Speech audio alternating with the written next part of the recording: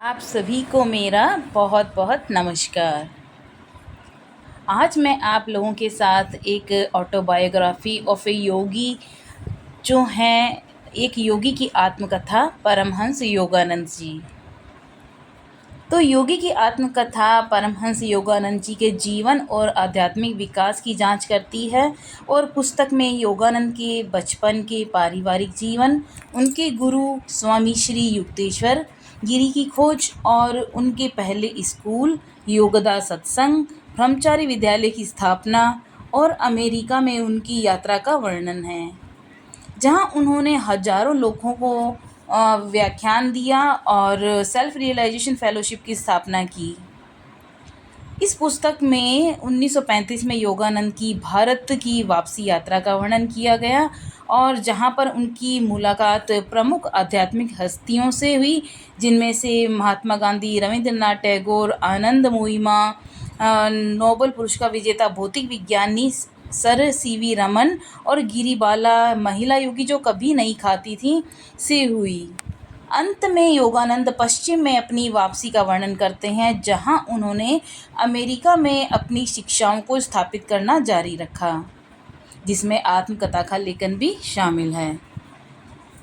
तो योगानंद जी के गुरु युक्तेश्वर गिरी ने उन्हें युक्तेश्वर के गुरु लाहिड़ी महर्षि द्वारा की गई महत्वपूर्ण भविष्यवाणी के बारे में बताया।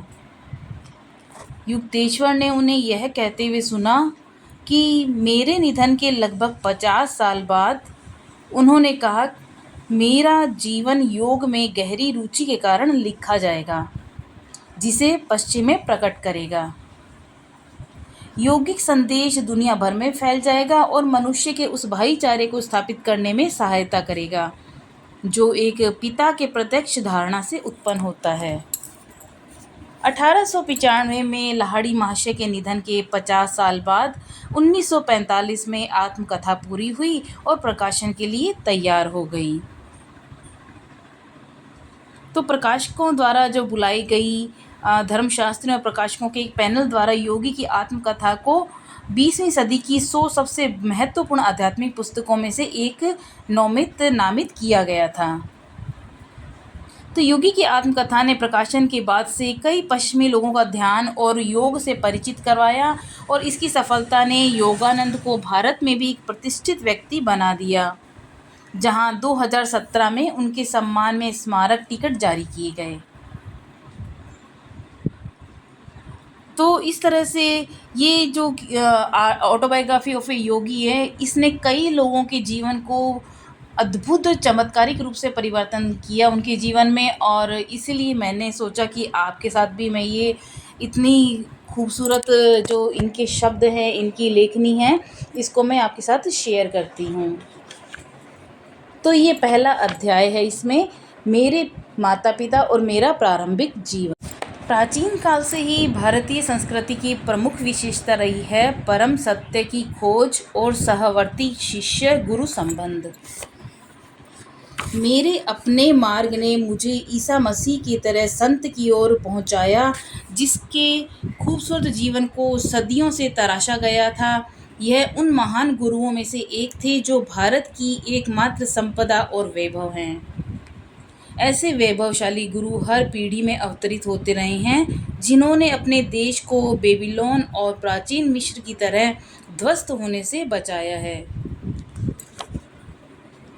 तो अध्याय 1 में वे बताते हैं कि मेरी सबसे पुरानी स्मृतियां, जिसमें मेरे पूर्व जन्म में घटित काल भ्रमित विशेषताएं भी शामिल हैं, मुझे उन स्मृतियों में ले जाती हैं। सुदूर जीवन की सबसे साफ तस्वीर भी हिमालय के बर्फ के बीच एक योगी की। अतीत की इन झलकियों ने, जिनका कोई घटनाक्रम नहीं था, उन्होंने मुझे भविष्य की झलक देखने के लायक बनाया। मेरे मस्तिष्क से मेरे शैशवकाल की असहाय अवमाननाओं की यादें पूरी तरह से गायब नहीं हुई। चल फिर पाने से असमर्थ और अपने को मुक्त रूप से व्यक्त न कर पाने की वजह से मैं बहुत विक्षुब्ध रहा था। जब मुझे अपनी शारीरिक अक्षमताओं का भान हुआ, तब मेरे अंदर प्रार्थना की लहरें उठने लगी। मेरे अंदर की शक्ति भावनाओं ने विभिन्न भाषाओं में एक शांत आकार ले लिया। ज़बान की अंतरंग भ्रम के बीच मेरे कान धीरे-धीरे अपने आस-पास के लोगों के बंगाली शब्दों को सुनने और समझने में अभ्यस्त होने लगे। यह एक शिशु मस्तिष्क के मन को बहलाने की एक सीमा थी, जिसे वयस्क खिलौनों और अंगूठा चूसने तक सीमित समझते हैं। मनोवैज्ञानिक विक्षुब्धता और मेरी शारीरिक अक्षमता ने मुझे कई बार आकुलता से रुलाया है। मुझे याद है, मेरी इस व्याकुलता से मेरा परिवार बहुत डर जाता था। सुखद स्मृतियाँ भी मुझे कई बार घेर लेती हैं। मेरी माँ का मुझे प्यार से सहलाना और मेरा तितलाकर वाक्य बनाना और मेरे नन्हे कदमों से चलने का आरंभिक प्रयास। इस प्रकार की प्रारंभिक सफलताएं भले ही शीघ्र भुला दी गई हों, मगर यह आत्मविश्वास की स्वाभाविक आधारशिलाएं होती हैं। तो उन्होंने आगे लिखा है कि मेरी इन दूरगामी स्मृतियों का होना एक कुछ अनोखा नहीं है। कई योगियों के बारे में कहा जाता है कि उन्होंने अपने जीवन और मृत्यु के बीच घटित नाटकीय अवस्थाओं के परिवर्तन के दौरान भी अपने आत्मबोध को निर्बाध बनाए रखा। यदि मनुष्य केवल एक शरीर होता तो निश्चित रूप से उनके शरीर के साथ उनका अस्तित्व समाप्त हो जाता, लेकिन युग युगांतर से सिद्ध योगी कहते आए हैं कि मनुष्य मूल रूप से निराकार और सर्वव्यापी आत्मा है। मनुष्य में अहम की भावना का लगातार बने रहना केवल एक अस्थायी बोध भाव है।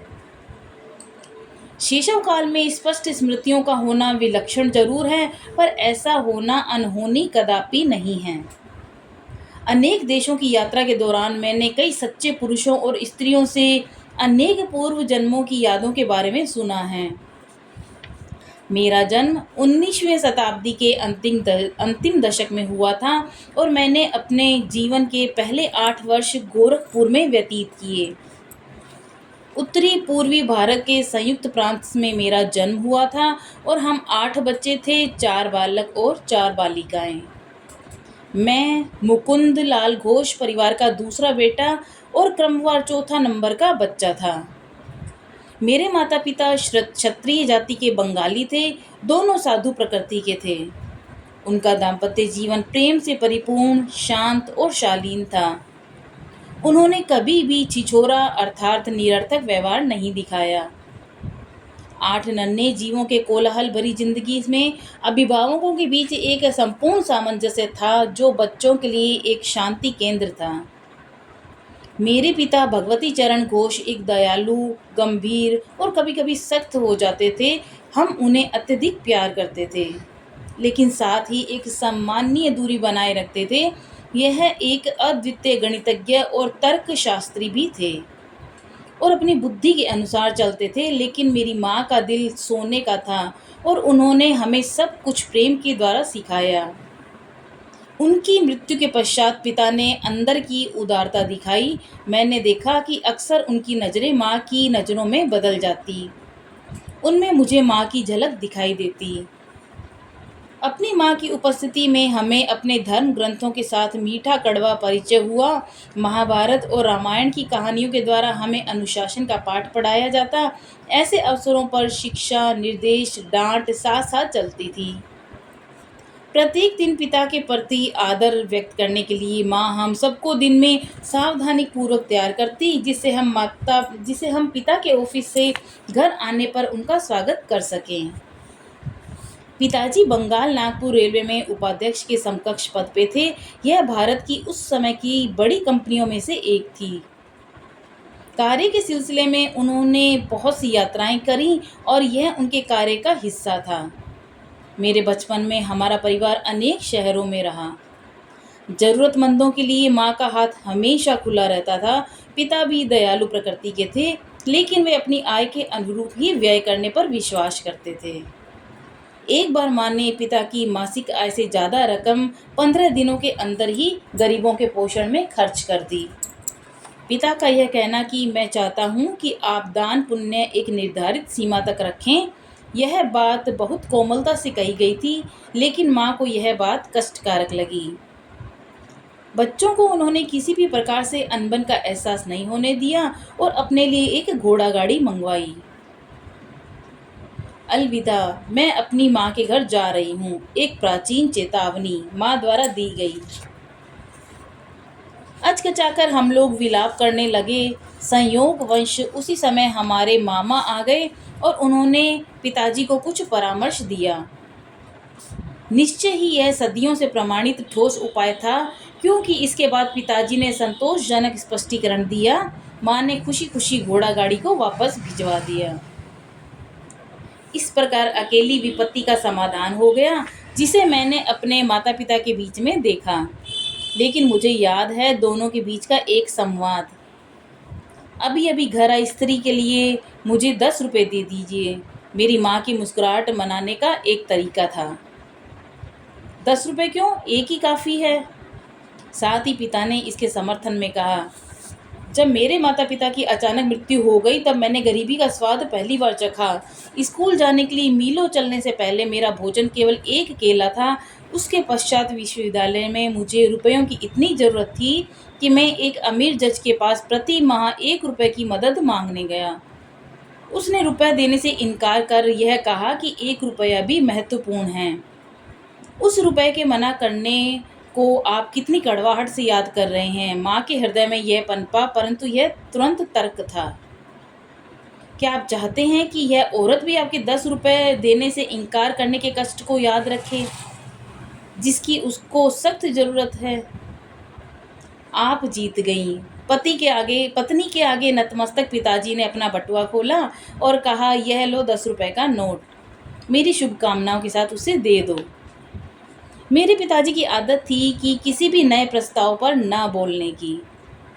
उस अपरिचित स्त्री के प्रति उनका व्यवहार, उनका स्वभाव तय सतर्क होना था, जबकि उस स्त्री ने माँ की सहानुभूति तुरंत हासिल कर ली थी। पश्चिमी फ्रांसीसी दिमाग तुरंत स्वीकार करने में कतराता है। वे केवल सोच विचार करने की प्रवृत्ति को पालन करता है। मैंने हमेशा पिता को उचित और संतुलित निर्णय लेते देखा है। यदि मैं कई अनुरोधों के पक्ष में एक दो अच्छे तर्क पिताजी के सामने प्रस्तुत करता तो वे मेरे अनुरोध को मान लेते थे, चाहे बात अवकाश में कहीं जाना हो या मोटरसाइकिल खरीदने की हो। अपने बच्चों की शुरुआती वर्षों में पिताजी एक सख्त अनुशासक थे, लेकिन उनका मेरे प्रति रवैया एक बैरागी की तरह सरल होता था। वे कभी थिएटर नहीं गए। उदाहरण के तौर पर वे अपना मनोरंजन विभिन्न आध्यात्मिक साधनाओं, भगवत गीता को पढ़ने में ढूंढते थे। सभी सुख सुविधाओं से दूर वे एक जोड़ी जूतों से तब तक काम चलाते जब तक वे बेकार और पहनने योग्य न रह जाते। गाड़ियों के चलन में आने पर उनके बेटों ने गाड़ियां खरीदी, परंतु पिताजी रोज अपने ऑफिस जाने के लिए ट्रॉली गाड़ी के इस्तेमाल से संतुष्ट थे। पिताजी की रुचि और सत्ता के लिए धन संचय करने में नहीं थी, यह उनके स्वभाव के विपरीत था। एक बार कलकत्ता अर्बन बैंक के गठन के बाद स्वयं को फायदा पहुंचाने के लिए उन्होंने शेयरों को लेने से इनकार कर दिया। वे खाली समय में अपने नागरिक कर्तव्यों को पूरा करने की इच्छा रखते थे। रिटायर होने के बाद उन्हें पेंशन मिलती थी और काफ़ी सालों बाद एक अंग्रेज अकाउंटेंट नागपुर रेलवे के बही खातों की जांच के लिए आए और वह देखकर अचंभित थे कि उचित समय पर अदा न किए गए बोनस की प्राप्ति के लिए उन्होंने कभी आवेदन ही नहीं किया था। उन्होंने 3 व्यक्तियों का काम किया था, अकाउंटेंट ने कंपनी को बताया। पिछली क्षतिपूर्ति के लिए कंपनी पर उनका 1,25,000 रुपये का बकाया बनता था। अफसर ने पिताजी को उस राशि का चेक दिया, पर इस घटना पर पिताजी ने कोई तवज्जो नहीं दी। मेरे छोटे भाई ने जब उनके बैंक विवरण में इतनी बड़ी राशि जमा देखी, तब उसने मेरे पिताजी से इसके बारे में पूछा। भौतिक लाभ से इतना प्रसन्न क्यों हो? पिताजी ने जवाब दिया, जिस व्यक्ति ने संभाव बना लिया हो वह न तो किसी लाभ से प्रसन्न होता है, ना ही किसी हानि से दुखी।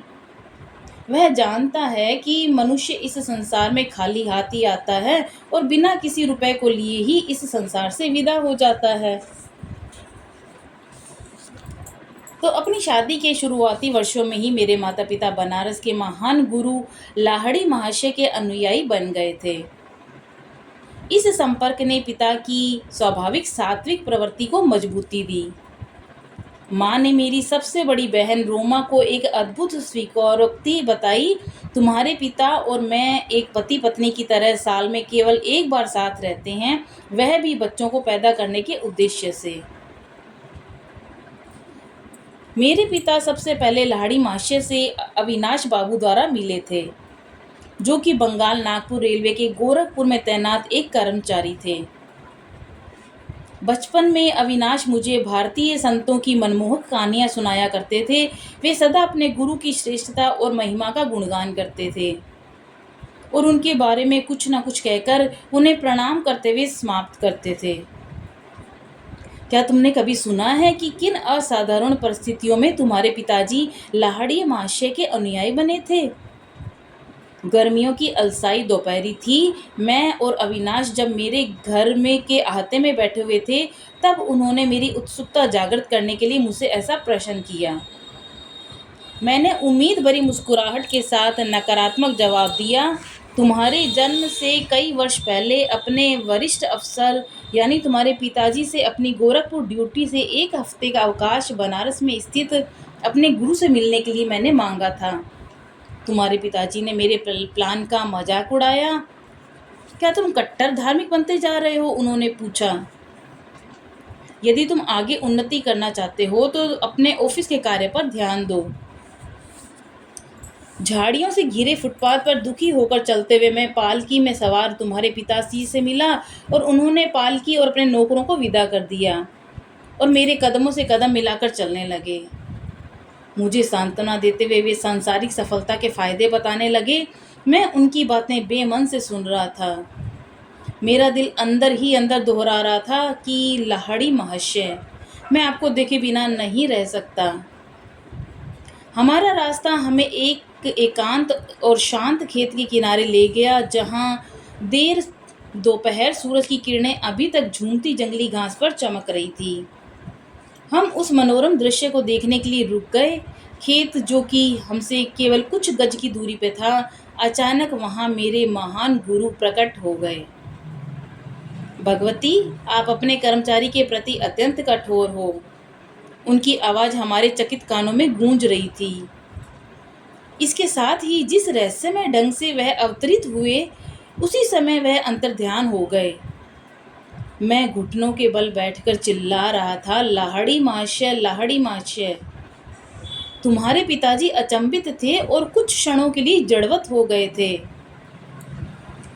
अविनाश, मैं न केवल तुम्हें बनारस जाने के लिए अवकाश देता हूँ, लेकिन मैं स्वयं अवकाश लेकर कल बनारस के लिए निकलूंगा। मैंने ऐसे महान लाहड़ी महाशय को समझना है जो अपनी इच्छा शक्ति से तुम्हारी रक्षा के लिए अपने को कहीं भी साकार रूप दे सकते हैं। मैं अपनी पत्नी को भी ले जाऊंगा और इस योगी से उनको आध्यात्मिक पथ में दीक्षा के लिए कहूंगा। क्या तुम उन तक जाने के लिए हमारा मार्गदर्शन करोगे?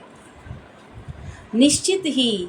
इतनी जल्दी घटनाओं को अपने पक्ष में होता देख और अपनी प्रार्थना को ऐसा चमत्कारिक जवाब दे करके मेरा मन आनंदित हो उठा।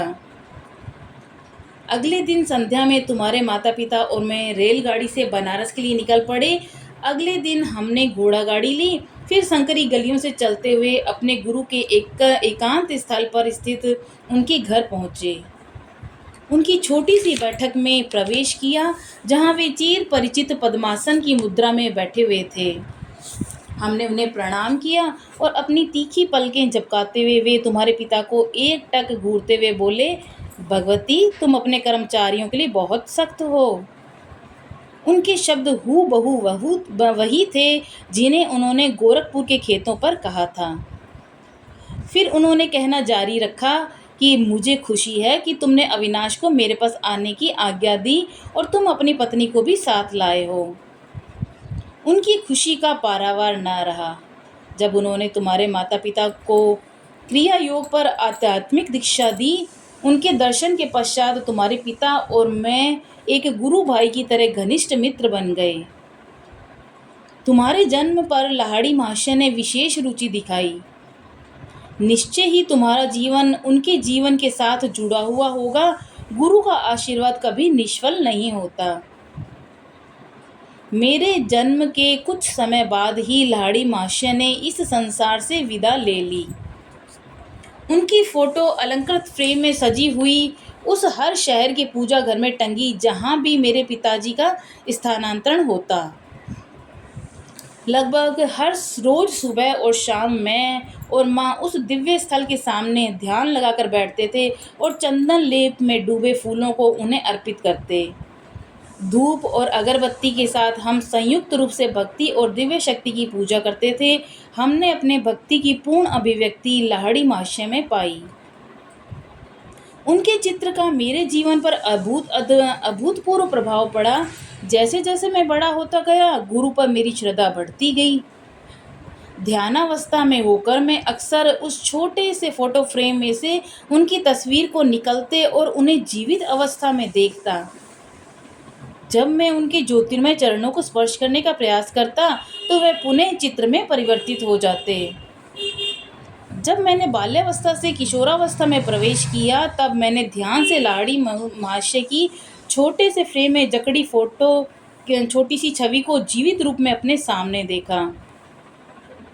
अपनी परीक्षा और उलझन के क्षणों में मैं अपने अंदर उनका सांत्वना भरा मार्गदर्शन देख पाता था।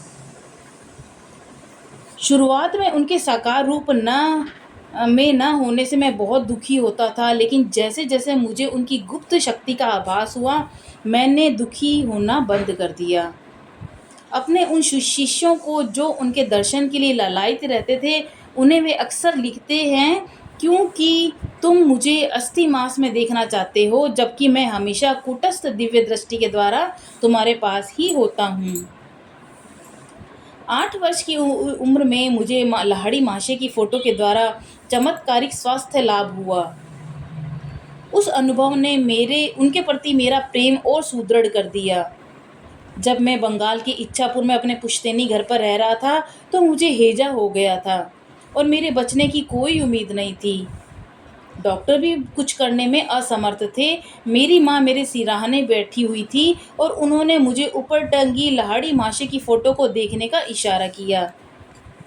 मन ही मन उन्हें प्रणाम करो। उन्हें पता था कि मेरे अंदर हाथ जोड़ने की भी ताकत नहीं रह गई थी।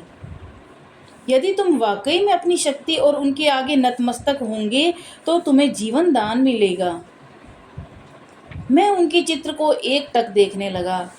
मैंने वहाँ चौंधियाने वाला प्रकाश अपने शरीर और कमरे को ढकते हुए देखा।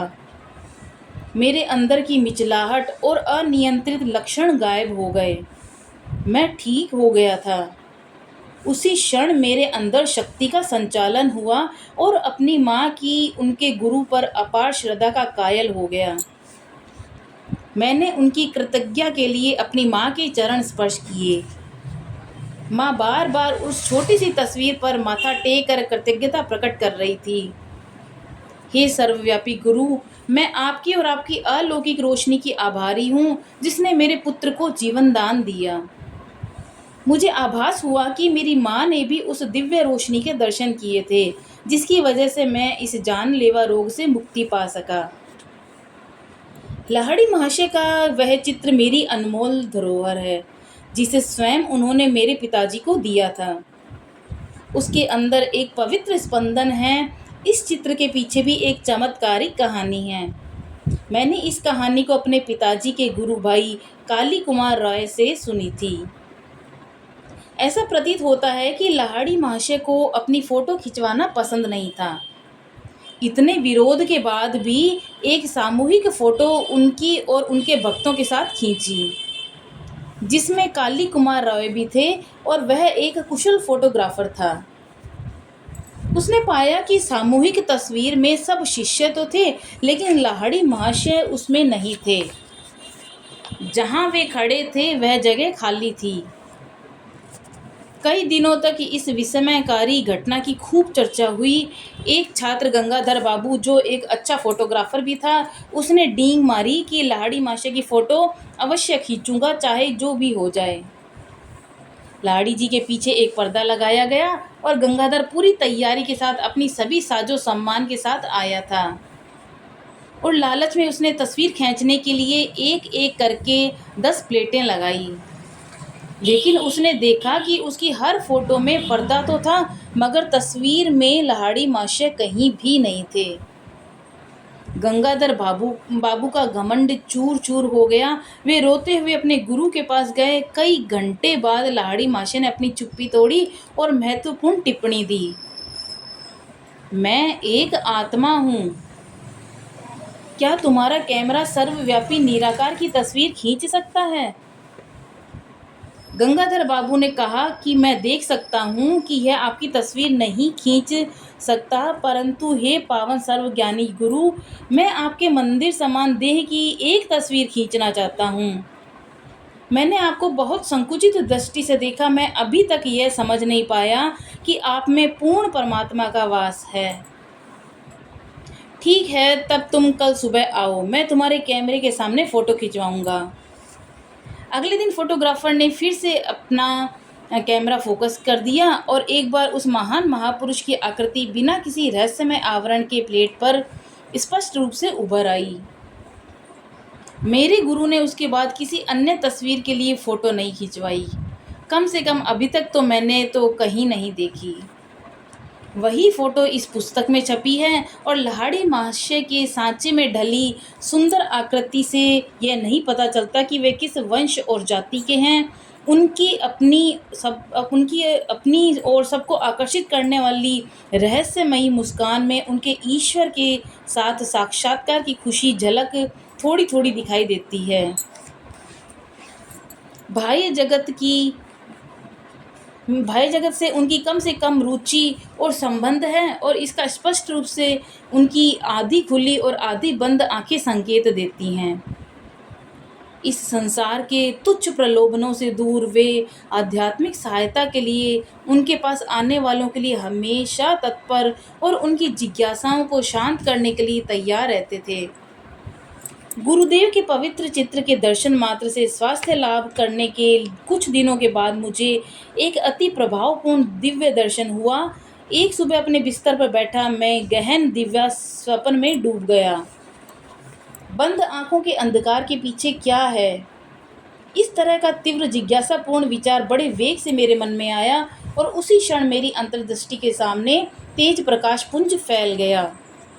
मुझे अपने ललाट के दीप्तिमान पट में पर्वत गुफाओं में ध्यान लीन अवस्था में बैठे साधु संतों की आकृतियां एक चलचित्र की भांति दिखने लगी। आप कौन हैं? मैंने जोर से पूछा। हम हिमालय के योगी हैं। ऐसे आकाशीय जवाब का वर्णन करना कठिन है, लेकिन ऐसा दिव्य जवाब पाकर मेरा हृदय गदगद हो गया। ओह, मैं भी हिमालय जाने की तीव्र इच्छा रखता हूँ और आप जैसा बनना चाहता हूँ। वह दृश्य गायब हो गया, लेकिन रजत किरणें वृत्ताकार रूप से अनंत की ओर विस्तृत होती गईं। यह अद्भुत प्रकाश क्या है? मैं ईश्वर हूँ, मैं प्रकाश हूँ। यह आवाज़ बादलों की सौम्य सुखबुगाहट जैसी थी। मैं आपके साथ एकाकार होना चाहता हूँ। यद्यपि वह दिव्य आनंद कम होता गया, पर उसके द्वारा ब्रह्मा की स्थायी खोज की विरासत प्राप्त करने में सफल रहा। ईश्वर शाश्वत और नित्य नवीन आनंद देने वाला है, यह स्मृति मेरे हृदय पटल पर लंबे समय तक बनी रही। बचपन की एक और स्मृति असाधारण उल्लेखनीय भी है, क्योंकि उसका चिन्ह आज भी मेरे हाथ पर है कि एक दिन मेरी बड़ी बहन उमा और मैं सुबह सुबह अपने गोरखपुर के अहाते में नीम के पेड़ के नीचे बैठे हुए थे। वह मुझे बंगाली भाषा में पढ़ना सिखा रही थी। बीच बीच में खाली समय में मैं आसपास के तोतों को नीम के पक्के फलों को खाते निहार रहा था। उमा ने अपने पैर पर एक फोड़ा होने की शिकायत की और उस पर लगाने के लिए मलहम की डिबिया ले आई। मैंने उसमें से थोड़ा सा मलहम अपने हाथ पर लगा लिया। क्यों तुम अपने स्वस्थ हाथ पर दवा लगा रहे हो? क्यों दीदी, मुझे लगता है कल यहाँ एक फोड़ा निकलेगा। मैं तुम्हारा मलहम की जांच कर रहा हूँ जहाँ पर यह फोड़ा निकलेगा। चल झूठा कहीं का। दीदी, मुझे झूठा मत कहिए। जब तक सुबह आप यह न देखें वाकई क्या हो गया। मुझे अपनी बेइज्जती महसूस हुई और क्रोध से भरकर बोला। उमा पर उसका कोई असर नहीं हुआ और उसने मुझ पर 3 बार अपना ताना कसा। मेरी आवाज़ में एक दृढ़ निश्चय था और मैंने धीमे से जवाब दिया कि मैं अपनी इच्छा शक्ति के दम पर कहता हूँ कि कल मेरे हाथ में ठीक इसी जगह एक अच्छा खासा बड़ा फोड़ा हो जाएगा। और तुम्हारे फोड़े का आकार मेरे से दुगना होगा। अगली सुबह मेरे हाथ में एक बहुत बड़ा फोड़ा निकल गया और उमा का फोड़ा उससे दुगना बड़ा हो गया। चीखते हुए मेरी बहन माँ के पास दौड़ती हुई गई। मुकुंद जादू टोना करना सीख गया माँ। माँ ने गंभीर होकर मुझसे कहा, किसी को नुकसान पहुँचाने के लिए कभी शब्दों की शक्ति का इस्तेमाल मत करना। और मैंने अपनी माँ के शब्दों का अक्षरशः पालन किया। मेरे फोड़े को चीरा लगाकर ठीक किया गया। डॉक्टर द्वारा चीरे लगाने का हल्का सा निशान आज भी है। मेरे दाहिने हाथ का निशान मुझे मेरे द्वारा कहे गए शब्दों की शक्ति याद दिलाता है। वे सरल और अनजाने में हानि रहित वाक्य जो मैंने उमा दीदी को कहे थे, क्योंकि वे मैंने पूरी तन्मयता और गहराई से कहे थे, उसमें इतनी शक्ति पैदा हो गई कि वह एक विस्फोट बम पैदा करने की ताकत बन गए थे। बाद में मुझे समझ आया कि किसी के जीवन के संकट को बचाने के लिए वाणी की विस्फोटक स्पंदन शक्ति का सदुपयोग किया जा सकता है और इसी प्रकार शल्य रहित यानी बिना चीर फाड़ के भी घावों को भरा जा सकता है। हमारा परिवार पंजाब के लाहौर शहर में स्थानांतरित हो गया और वहाँ पर मैंने जगन माता का काली रूप का चित्र प्राप्त किया। इस चित्र की वजह से हमारे घर की बालकनी में एक अनौपचारिक छोटा सा मंदिर बना। अनायास ही मेरे मन में विचार आया और ये विश्वास भी कि इस पवित्र स्थान में मेरे द्वारा हर संकल्पित प्रार्थना यहाँ पर करने से पूर्णता को प्राप्त होगी। एक दिन उमा के साथ खड़ा मैं दो लड़कों को घर की छतों पर पतंग उड़ाते हुए देख रहा था। उनके और हमारे घरों के बीच एक बहुत संकरी सी गली थी। तुम आज इतने शांत क्यों हो? उमा ने खेल ही खेल में मुझे धक्का देते हुए कहा। मैं सोच रहा था कि कितनी आश्चर्य की बात है कि मैं जो कुछ मांगता हूँ मेरी जगन माता मुझे वह दे देती है। मुझे लगता है कि वे तुम्हें ये दोनों पतंगे दे देगी। तो मेरी बहन ने मेरा उपहास उड़ाते हुए कहा। क्यों नहीं, मैं मन ही मन उनको पाने की प्रार्थना करने लगा। भारत में पतंगों के धागों पर मांझा यानी गोंद और शीशे का चूर्ण लगाकर खेल खेला जाता है। हर प्रतिद्वंदी एक दूसरे की पतंग के धागे को पतंग के धागे से ही काटने का प्रयास करता है। कटी हुई पतंग आज़ादी से छतों के ऊपर उड़ती है और उड़ी पतंग को पकड़ने में बहुत मज़ा आता है। उमा और मैं भी बालकनी में खड़े थे जिसके ऊपर छत थी और दोनों ओर दीवारें भी थी।